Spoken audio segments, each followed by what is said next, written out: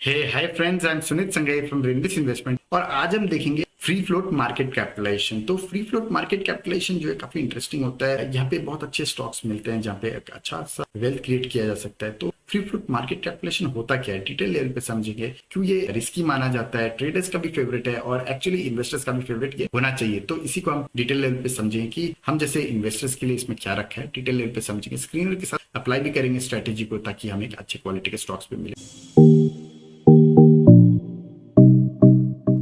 तो सबसे पहले समझ लेते हैं कि आफ्टर ऑल ये फ्री फ्लोट होता क्या है। तो फ्री फ्लोट जो है ये बेसिकली जो नंबर ऑफ टोटल शेयर्स होते हैं किसी भी कंपनी के, उसमें से कितने शेयर्स जो है वो ट्रेडिंग से रेस्ट्रिक्टेड है। तो मान लेते हैं कि 1000 शेयर्स किसी एक कंपनी के लिस्टेड है, तो आउट ऑफ 1000 शेयर्स लेट से 75% शेयर्स जो है वो ट्रेडिंग के लिए बार्ड है, वो रिस्ट्रिक्टेड है। तो 750 शेयर्स ट्रेडिंग के लिए अवेलेबल नहीं होंगे, रिमेनिंग 250 शेयर्स जो है वो ट्रेडिंग के लिए अवेलेबल होंगे। तो जो 250 शेयर्स है जो ट्रेडिंग के लिए अवेलेबल है उसी को हम फ्री फ्लोट कहते हैं। इंटरेस्टिंग चीज ये है देखने की कि यहाँ पे मैंने नंबर की बात करी, तो यहाँ पे दो तरीके से फ्री फ्लोट हो सकता है। लेट्स से कि हर शेयर की प्राइस 100 रुपीज है, तो फ्री फ्लोट मार्केट कैपिटलाइजेशन जब हम बोलेंगे तो 100 रुपीज इंटू 250 शेयर, वो total free float market capitalization हो जाएगा, राइट। अगर हम फ्री फ्लोट सिर्फ बोलेंगे तो इसका मतलब है हम शेयर्स की बात कर रहे हैं, यानी वो 250 शेयर्स की। तो ये मोटा मोटा फ्री फ्लोट और फ्री फ्लोट मार्केट कैपिटलाइजेशन क्या होता है इसकी बात आ गई।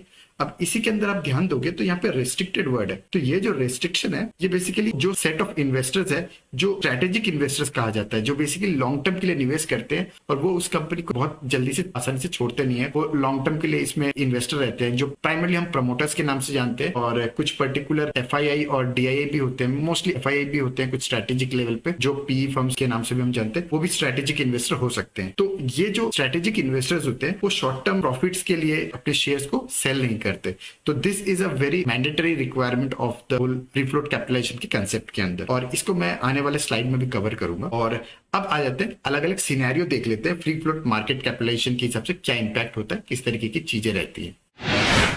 तो हमने पास्ट में भी डिस्कस किया है कि बेसिकली जो होल्डिंग होती है, शेयर होल्डिंग, उसमें पहला आ जाता है प्रमोटर होल्डिंग, जो कंपनी का प्रमोटर होता है। उसके बाद एफआईआई आ जाते हैं जो इंटरनेशनल इन्वेस्टर्स होते हैं। उसके बाद तीसरे आ जाते हैं कि इंस्टीट्यूशनल इन्वेस्टर्स जो इंडियन मार्केट से है, जिसको हम डीआईआई कहते हैं। चौथे आ जाते हैं public share holders, public share holding होती है। तो यहाँ पे प्रमोटर होल्डिंग अगर हम बात करें तो इसको मैं एक बार फिल्टर लगा लेता हूँ, प्रमोटर होल्डिंग ग्रेटर देन 90%। तो इसको अगर मैं रन करूंगा तो हमें टोटल स्टॉक्स मिल जाते हैं 70 स्टॉक्स। तो इंटरेस्टिंग है कि मोर देन 75% जो है वो एक्चुअली अलाउड नहीं होता है, लेकिन फिर भी अगर हम देखें तो 70 स्टॉक्स ऐसे जहाँ पे मोर देन 90% है। और इसको मैं अगर मार्केट कैपिटलाइजेशन के हिसाब से सॉर्ट करता हूँ तो आप देखोगे ये जितनी कंपनीज है मोस्टली ये गवर्नमेंट कंपनीज है। उदाहरण के तौर पे चाहे वो एलआईसी की बात कर ले, IDBI, Indian Overseas Bank, Central Bank, UCO Bank, KIOCL, Bank of Maharashtra, Punjab and Sind Bank, इस तरीके से जितनी भी कंपनीज है मोटा मोटा जो है सारी सरकारी कंपनी, क्योंकि गवर्नमेंट की जो एंटिटीज है, गवर्नमेंट की कंपनीज में काफी सारी कंपनीज के पास ये फ्रीडम होता है। लेकिन अगर ये कंपनी वही प्राइवेट होती जो बेसिकली सरकारी नहीं होती तो उस केस में प्रमोटर होल्डिंग लेस देन 75% पे लाने का एक मैंडेट है। अब आ जाए अगर हम नीचे भी, तो नीचे भी अगर हम देखें तो कई सारी कंपनीज है जहाँ पे कुछ कंपनीज यहाँ पे प्राइवेट भी है। तो इसमें से आप देखोगे कि मोस्टली ये जो है लेस देन 500 करोड़ की कंपनीज है, और इनमें से भी कुछ जो है एक्चुअली सरकारी कंपनी है। तो मोटा मोटा जो है ये पेनी स्टॉक्स के दायरे में आ जाता है। तो पेनी स्टॉक्स में कुछ कंपनीज जरूर है जिनमें प्रमोटर होल्डिंग मोर देन 90% हो सकती है, बट अपार्ट फ्रॉम दैट जो है मोस्टली सरकारी कंपनी है। तो यहाँ पे एक चीज नोट करने की है कि जहाँ पे शेयर होल्डिंग मोर देन 90% है, या तो वो पेनी स्टॉक हो सकते हैं या फिर सरकारी कंपनी हो सकती है। अब मोर देन 90% का फंडा मैंने इसलिए लगाया है क्योंकि जब आप शेयर होल्डिंग मोर देन 90% करोगे तो free float market capitalization maximum कितना हो सकता है, 10%, राइट। अगर प्रमोटर होल्डिंग ही 90% है तो 10% मैक्सिमम हो सकता है। जो एफआईआई डीआई में अगर मान ले 0% होल्डिंग भी है और पब्लिक के पास ही है तो 10%, तो वो free float market capitalization 10% maximum हो सकती है। And 10% is actually a very low number. तो low free float market capitalization के अंदर आता है 10%। तो ये एक सिनेरियो हो जाता है। अब दूसरा सिनेरियो आ जाते हैं। दूसरा सिनेरियो है कि मान लेते हैं कि प्रमोटर होल्डिंग 60% के ऊपर है एंड लेस देन 75% है। ओके, ये हमारी पहली कंडीशन में रहती है। और दूसरी कंडीशन क्या होती है कि एफआईआई प्लस डीआईआई की होल्डिंग जो है लेस देन 2%, यानी प्रोफेशनल होल्डिंग जो हम मेक श्योर करते हैं मैक्सिमम से मैक्सिमम 77% हो सकती है।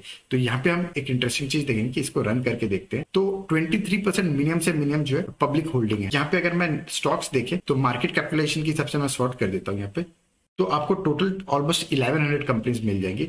और आप देखोगे मोस्टली जो है ये लेस देन 1000 करोड़ की कंपनीज ही है। मोटा मोटा आप देखोगे तो यहाँ पे ये कुछ कंपनीज जरूर है जो मोर देन 1000 करोड़ है, जिसको मैं थोड़ा सा नंबर्स में आपको दिखा देता हूँ। तो यहाँ पे 1100 कंपनीज है। अब 1100 कंपनीज में से मैं एक कंडीशन और लगाता हूँ कि market capitalization less than 1000 crore. तो आप देखोगे कि 1100 कंपनीज में से कितनी कंपनीज यहाँ पे लेस देन 1000 करोड़ की है, तो आप देखोगे ऑलमोस्ट 1038, यानी मोटा मोटा जो यूनिवर्स है ये बेसिकली पेनी स्टॉक्स और स्मॉल कैप स्टॉक्स ही है। मोस्टली ये पेनी स्टॉक्स के अंडर आते हैं या माइक्रो कैप कंपनीज के अंदर आते हैं, तो ये मोटा मोटा होता है। और लेस देन 300 करोड़ का अगर हम देखें, यहाँ पे लेस देन 300 करोड़ का अगर मैं मार्केट कैपिटलाइजेशन भी लगाऊं, तो आप देखोगे ऑलमोस्ट 879, यानी ऑलमोस्ट 1000 में से 879, ऑलमोस्ट 87% कंपनीज जो है ये प्योर पेनी स्टॉक्स है। और यहीं पे अगर मैं वापस से फर्दर 100 करोड़ का कंडीशन लगाऊं, तो आप देखोगे कि यहाँ पे ज्यादातर कंपनीज जो है ना 100 करोड़ के नीचे की कंपनीज है। यहाँ पे अगर आप देखोगे ऑलमोस्ट 625 कंपनीज, यानी 60% कंपनीज जो है ये पेनी स्टॉक्स है। और यही प्राइमरी रीजन है कि ये जो पेनी स्टॉक्स होता है ना, यहाँ पे मैनिपुलेशन सबसे ज्यादा होता है।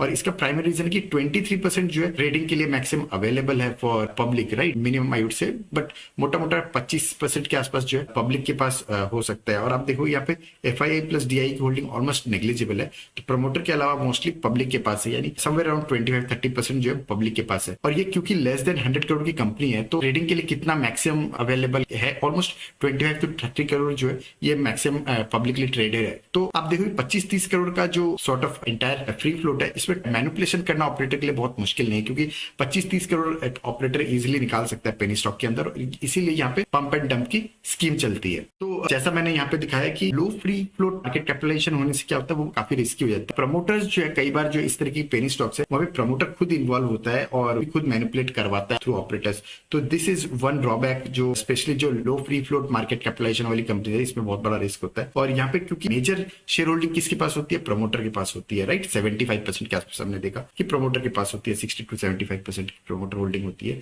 तो वहां पे क्या होता है कि उनके पास बहुत ज्यादा वेस्टेड इंटरेस्ट होता है कि वो मार्केट में पंप एंड डंप करवाए, और उससे क्या होता है कि उनको भी प्रॉफिट होता है और ऑपरेटर को भी प्रॉफिट होता है। और क्योंकि मेजर होल्डिंग प्रमोटर के पास होती है, तो they can easily exercise the control over the company. तो ये मैनिपुलेशन का एक मेजर रीजन होता है। और दूसरा चीज हम देखेंगे कि जो लो फ्लोट कंपनीज होती है, यानी जिनमें शेयर्स जो है पब्लिकली ट्रेडेड जो है बहुत ही कम परसेंटेज होता है इन terms of amount.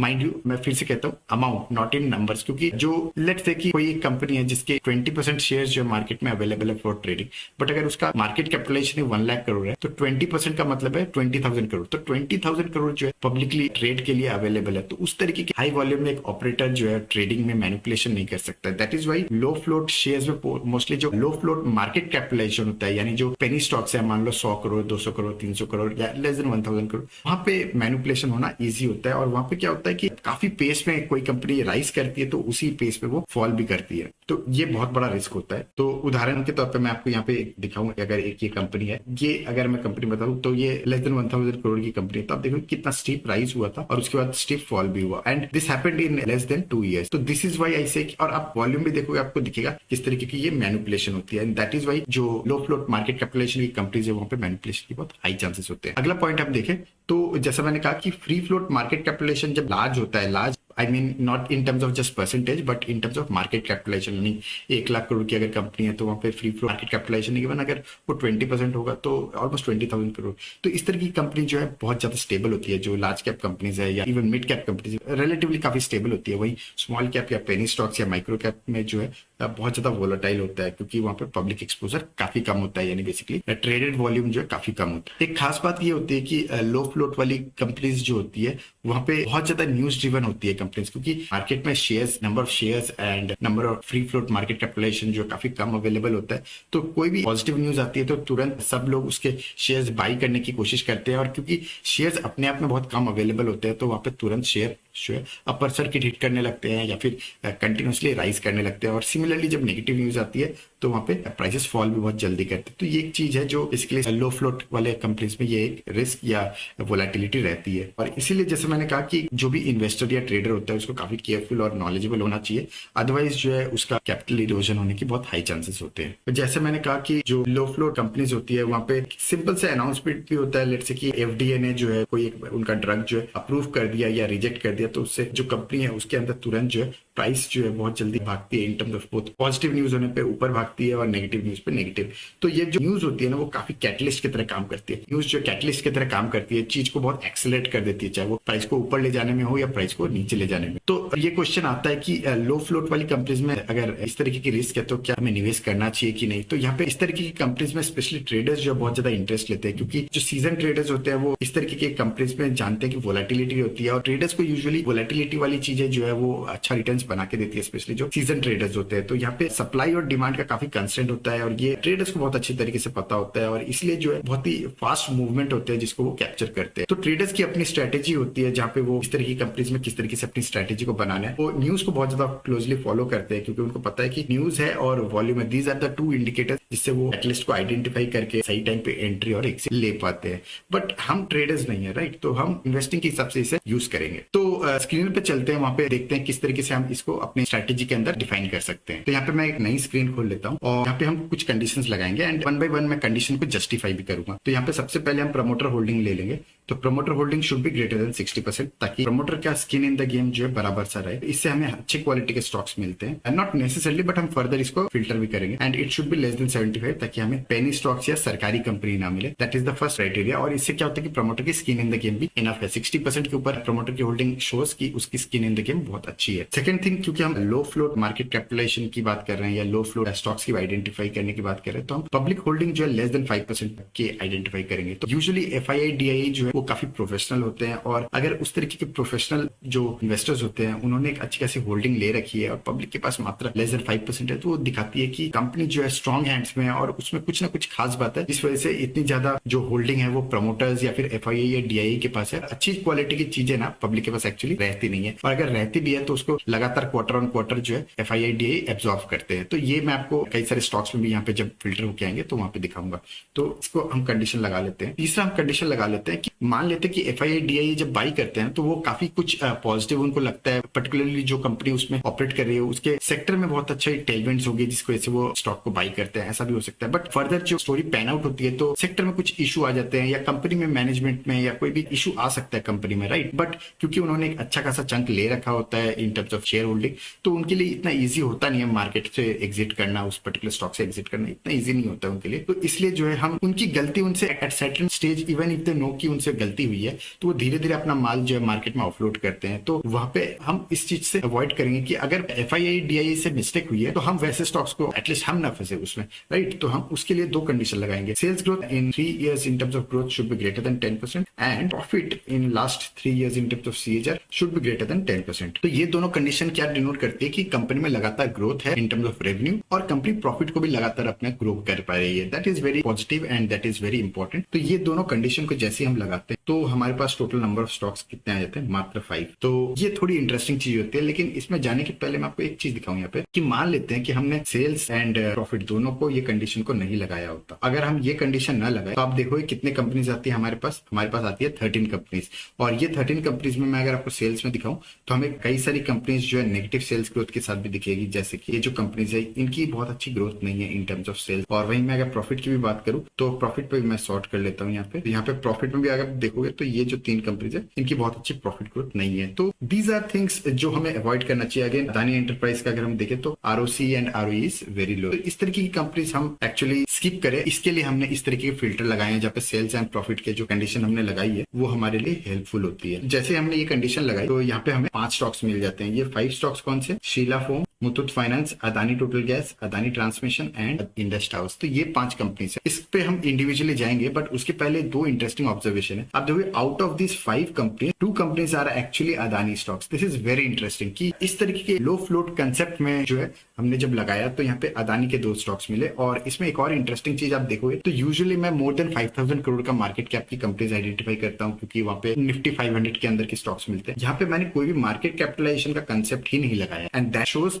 The power of this screener. ये जो स्क्रीनर हमने लगाया ये इतना बढ़िया है कि आपको कोई भी पेनी स्टॉक इसके अंदर नहीं मिलता है। बिकॉज हमने क्या किया कि प्रमोटर की स्किन इन द गेम आएगी, ये हमने देख लिया। FII DII की अच्छी खासी होल्डिंग होनी चाहिए और पब्लिक के पास लेस देन 5% होने का मतलब ही ये है कि इसमें लगातार FII DII जो है माल भर रहे हैं और वो ऐसे नहीं भरते माल, उनको एनफ अपॉर्चुनिटी दिखती है कंपनी के अंदर, स्ट्रॉन्ग दिखता है चीजें भी वो भरते हैं। एग्जाम्पल के तौर पर मैं आपको यहाँ पे दिखाऊं तो यहाँ पे मैं आपको शीला फोम का दिखाता हूँ। आपको आप चीज समझोगे किस तरीके का सिनेरियो। नंबर्स आप देखोगे बहुत अच्छे हैं यहाँ पे। आप देखोगे चाहे ROC बोल लो, ROE बोल लो, सेल्स ग्रोथ बोल लो या प्रॉफिट ग्रोथ की बात कर लो, सेल्स अमेजिंग है, प्रॉफिट अच्छी है, काफी कुछ अच्छा चल रहा है। और यहाँ पे मैं अगर आपको इन्वेस्टर्स दिखाऊं तो पब्लिक के पास आप देखोगे तो चीजें काफी इंटरेस्टिंग है। 3%, 2%, 2.19, 2.12, 2.06, 2.16, 2.13 लगातार जो पब्लिक के पास मात्र 1.15% का स्टेक बचा है। और वहीं FII DII जो लगातार अपना माल जो भरते जा रहे हैं। तो this shows the potential of this company and this is why this filter is very interesting. और ये जो फिल्टर है आपको बहुत ज्यादा स्टॉक्स निकाल के नहीं देता, मात्र 5 स्टॉक्स निकाल के देता है। और ये बताता है कंपनी, ये जो फिल्टर है ये अपने आप में बता देता है किस तरीके की पावरफुल स्ट्रेटेजी है ये। Now coming back to this companies, अगर आप देखोगे तो ये कंपनीज एक्सपेक्ट कर सकते हैं लॉन्ग टर्म में एक अच्छा वेल्थ क्रिएट करके देगी, राइट। बट आप पहली चीज जो हमने डिस्कस की थी कि इस तरीके के स्टॉक्स में ना वोलेटिलिटी होने के बहुत हाई चांसेस होते हैं, क्योंकि अल्टीमेटली पब्लिक के पास बहुत ही कम शेयर होल्डिंग होती है, तो वहाँ पे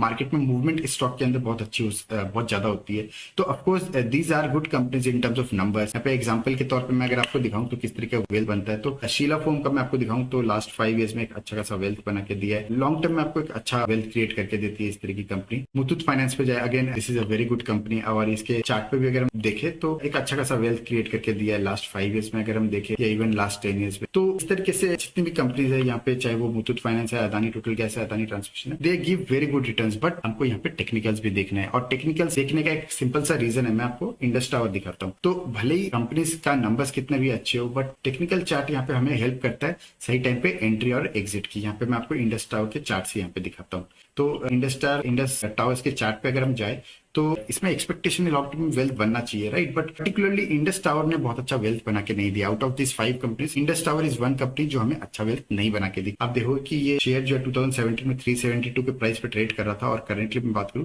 ऑलमोस्ट 200 के प्राइस पे ट्रेड कर रहा है, यानी ऑलमोस्ट 40 to 50% का वेल्थ इरोड हुआ है। यहाँ पे 40% का वेल्थ इरोड हुआ है। तो this is not really good thing, specially 5 years is a long time horizon, और लॉन्ग टर्म के हिसाब से इसने अच्छा वेल्थ क्रिएट नहीं करके दिया। और यहाँ पे आप एक इंटरेस्टिंग चीज देखोगे कि कंपनी लगातार जो है 50 डे मूविंग एवरेज के नीचे चल रही है। आप देखो मोस्टली इसने 50 डे मूविंग एवरेज के नीचे, यहाँ पे आप देखो 50 डेज के नीचे ट्रेड किया, यहाँ पे 50 डेज के मूविंग एवरेज के नीचे ट्रेड किया है, यहाँ पे अगेन 50 डे का मूविंग एवरेज से नीचे ट्रेड किया है, अगेन मोस्टली इसने 50 डे मूविंग एवरेज के नीचे ट्रेड किया है। तो दैट इज वाई वी से कि यहाँ पे फंडामेंटल्स के साथ हमें टेक्निकल्स को भी ब्लेंड करना चाहिए, ताकि हमें सही स्टॉक्स में सही टाइम पे एंट्री नजर आए। तो यहाँ पे हम चीजों को बहुत सिंपल रखेंगे। आप चाहो तो इसमें 50 डे का मूविंग एवरेज भी कंसीडर कर सकते हो, या फिर आप चाहो तो यहाँ पे 200 डे मूविंग एवरेज भी आप चूज कर सकते हो। The option is very much with you कि आप 200 डे मूविंग एवरेज के ऊपर जब शेयर जाएगा तो आप बाई करोगे, और 200 डे मूविंग एवरेज के नीचे जाएगा तो उसको आप सेल कर दोगे। सिमिलरली यहाँ पे आपको सिर्फ एक पॉइंट मिलेगा, एक छोटा सा पॉइंट मिलेगा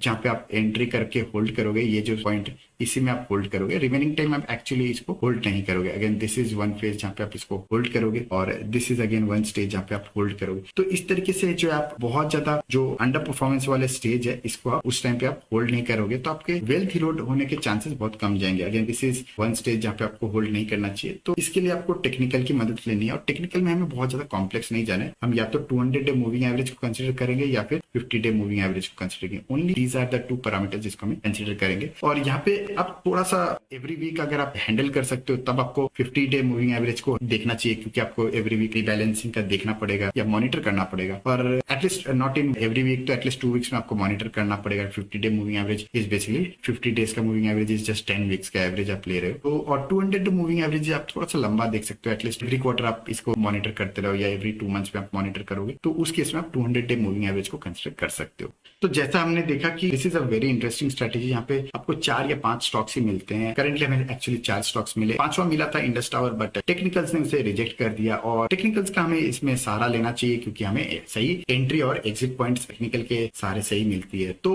वीडियो अगर इंटरेस्टिंग लगा है तो कमेंट सेक्शन में अपना सपोर्ट जरूर दीजिएगा, ताकि आने वाले टाइम में हम जो है इस तरीके के कंटेंट और लाते रहे। और अगर आप चाहते हो कोई पर्टिकुलर टॉपिक हम चैनल पे कवर करें, तो कमेंट सेक्शन में जरूर शेयर कीजिएगा। That's all for today, thank तो यू। यहाँ पे मैं एक डिस्क्लेमर दे दूं, तो ये कोई बाई और सेल की रिकमेंडेशन नहीं है। ये बेसिकली लर्निंग पर्पज से वीडियो बनाई गई है, ताकि आप ये सीख सको कि एनालिसिस किस तरीके से करना चाहिए और किस तरीके से हमें अपने इन्वेस्टमेंट्स को देखना चाहिए। और अगर आपको यूजफुल लगे तो हमारा टेलीग्राम चैनल है रेनबिस इन्वेस्टमेंट, जिसको आप सर्च करके ज्वाइन कर सकते हो। That's all for today, thank you.